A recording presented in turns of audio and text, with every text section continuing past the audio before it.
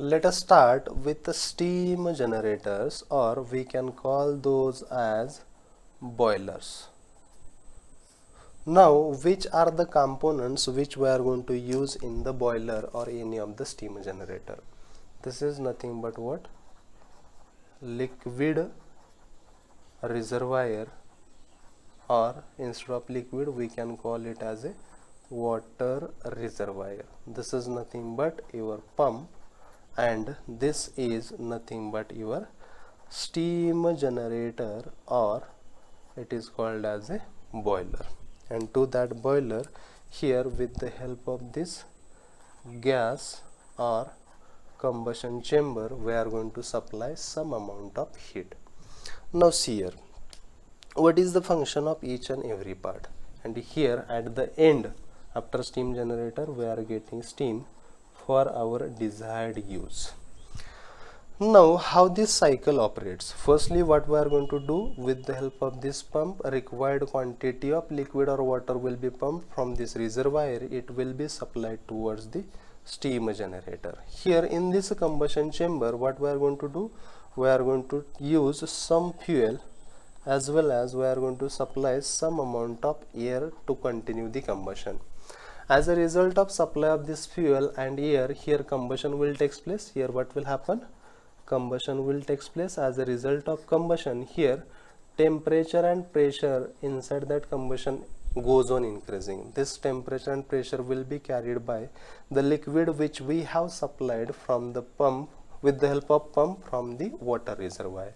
Here, as a result of temperature difference between the fluid which we have circulated here and the products of combustion which we have produced as a result of combustion, as a result of that temperature difference, what will happen? Heat transfer will take place, and as a result of heat transfer, what will happen? The liquid water which we have pumped, it will start converting into steam, and now that converted steam we can use for our desired purpose. Now let us have the classification of boilers. Different basis of classification are there. Out of that, first one is according to contents in the tube. That may be fire tube boiler, or that may be water tube boiler. Means inside these tubes, what we are going to carry? If you are going to carry the fire, then that boiler is called as a fire tube boiler, and through those tubes, if you are going to carry the water, then those boilers are called as a water tube boilers. Similarly, second basis of classification is according to position of the furnace. That may be internally fired, or second one, that is externally fired.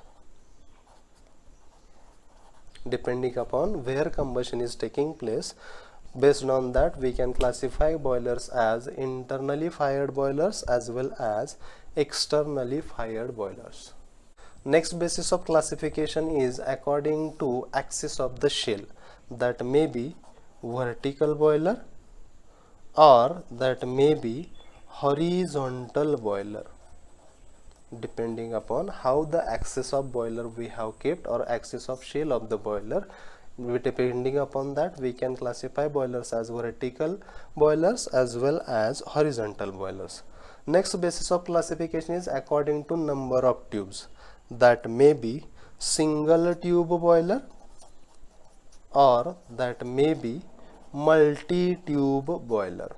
Means if there is only one tube, then that boiler is called as a single tube boiler, and if there are more than one tubes, those are called as a multi-tube boilers. Next basis of classification is according to method of water circulation.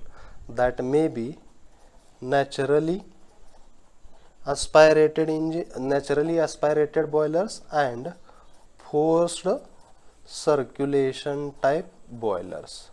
Means if there we are not going to use any of the pump in order to circulate the water inside that boiler, that comes under naturally aspirated boilers. and if you are going to use any of the pump, then that comes under the forced circulation boiler. Then according to the use of the boiler, that may be stationary boilers or that may be mobile boilers. And last basis of classification, that is according to draught, that may be natural draught or artificial or forced draught. Now let us study the water tube boilers. Now here you can find this is a furnace, then these are nothing but 1, 2, 3, 4, 5 and 6. These are nothing but what?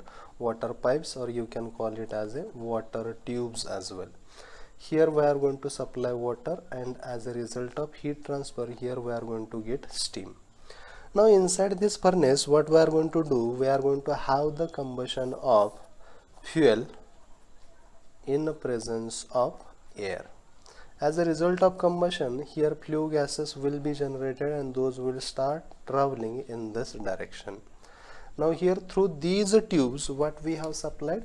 We have supplied the cold water. Now over these tubes, this hot flue gases are flowing, and as a result of temperature difference between these hot flue gases and the cold water which we have taken from this side, as a result of that temperature difference, what will happen? Heat transfer will take place from these hot flue gases towards this liquid water, and that liquid water will start converting into steam, and that steam we can collect here. After losing some amount of heat, those products of combustion will be here expelled out through this exhaust, that is hot gases exhaust, or we can call it as a smoke dust as well. Now here what is there? Through tubes, what is there?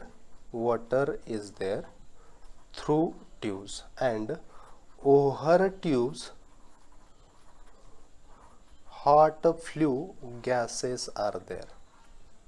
This you need to keep in mind. Through tubes what is there? Water is there, and over tubes we are going to pass the flue gases in case of water tube boiler. Now what are the best suitable examples of water tube boiler? That may be Babcock and Wilcox boiler, then Lamont boiler, and last one, that is nothing but Benson boiler. Like that many more are there. You can go to internet and you can search it out. These are the few examples related to water tube boiler. As far as water tube boilers are concerned, what we need to keep in mind? Through tubes water is passed, and over tubes flue gases are passed. Now let us study the fire tube boiler. It is similar to water tube boiler. Now where is the difference? Now in case of water tube boilers, we have written through tubes what is passing? Water. Here instead of that water, here flue gases are passed through tubes, and over tubes water is passed. Are you clear? Now here what we are going to do, from this side we are going to supply the water, and here we are going to get the steam outlet. Here in furnace what we are going to do, we are going to have the combustion of fuel in the presence of air. As a result of that, here high temperature and high pressure flue gases will be generated. Those will be supplied through these tubes. Through these tubes we are going to pass the hot flue gases. Through all these 4 tubes, 4 or 5 whatever it may be, we are going to pass the hot flue gases, and surrounding to these tubes we have placed the water. Once again, as a result of temperature difference between this hot flue gases and cold water, heat transfer will take place. As a result of that heat transfer, what will happen? The steam will be generated from the water, and that steam we can use for our desired purpose. Okay, and here the exhaust gases, after expelling heat, it will be supplied to the open atmosphere. Now as our higher tube boilers are concerned, what we need to keep in mind, through tubes what is passed, flue gases are passed, and over tubes water is passed. Now what are the best suitable examples of higher tube boiler? That are Cochrane boiler, then Lancashire boiler, and locomotive boiler. These are few examples. You can go to internet or refer some books in order to get the more examples based on fire tube boiler. Now what is the difference between fire tube boiler and water tube boiler? Through tubes, if water is passed, then that boiler is called as a water tube boiler, and through tubes, if flue gases are passed, then that type of boiler is called as a fire tube boiler.